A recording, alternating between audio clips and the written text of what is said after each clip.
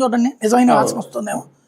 నాకు బాగా గుర్తు విజయవాడలో నేను 10th క్లాస్ ఆ టైంలో ఈ బాబాయ్ హోటల్ది ఒకటి, అంటే దాదాపు డిగ్రీ దాకా కూడా చూసాను అనుకోండి.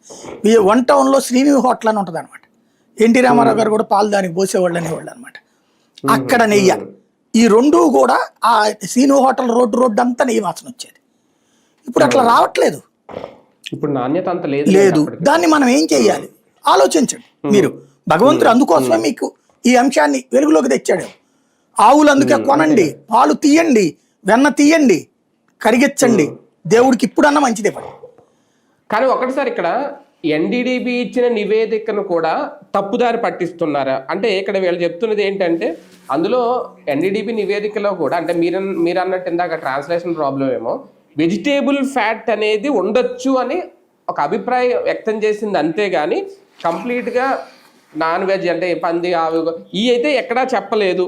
అంటే ఈ వెజిటేబుల్ ఫ్యాట్నే ఫారిన్ ఫ్యాట్ అని కూడా అంటారు. కంప్లీట్గా ఇప్పుడు అవన్నీ పక్కన పెట్టేసి ఆవుకోగలిసింది పందికోగలిసింది ఇదే చెప్తున్నారా పదే పదే. ఇక్కడ బేసిక్గా మనం ఒకటే, వీళ్ళ అవగాహన స్థాయి అది. అదే వీళ్ళు కనుక అధికారంలో ఉన్నారనుకోండి ఇది ఎట్లొచ్చేదో తెలుసా. వీళ్ళు కనుక అధికారంలో ఉండి ఇదే పని కనుక వైసీపీ తీసుకొచ్చుంటే దేవుడికి అపచారం చేస్తున్నారు, కళ్ళు పోతారా మీకు, వెజిటబుల్ ఫ్యాట్ అంటే ఆ గేదెలు ఆవులు తింటాయి, అవి ఏది తింటాయో ఆ తిన్నదే వాటికి వస్తాయి, అవే ఇప్పుడు అక్కడ మాంసాహారం తినే వాళ్ళ దగ్గర ఉన్న కుడికి తాగేనాయి అనుకో